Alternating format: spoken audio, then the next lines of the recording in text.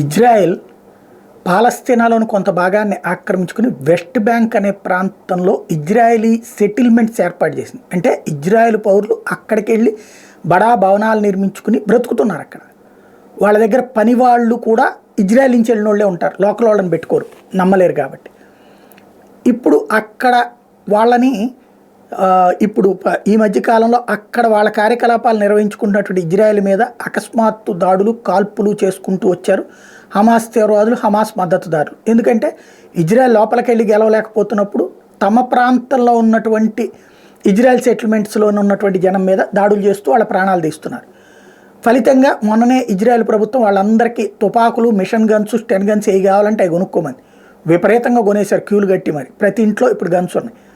ఇప్పుడు Hamas chief అందుకని కొత్త పిలుపు ఇచ్చాడు. ఈ వెస్ట్ బ్యాంక్లో కానీ గాజాలో కానీ ఇజ్రాయలీ సెటిలర్స్ ఎవరైతే ఉంటారో వాళ్ళని చంపేయండి, వాళ్ళ దగ్గర తుపాకీలు ఉంటే అవి లాక్కోండి, దాంతో మీరు పోరాడండి అని. తద్వారా రాబోయే రోజుల్లో రక్తపాతం ముదరబోతోంది.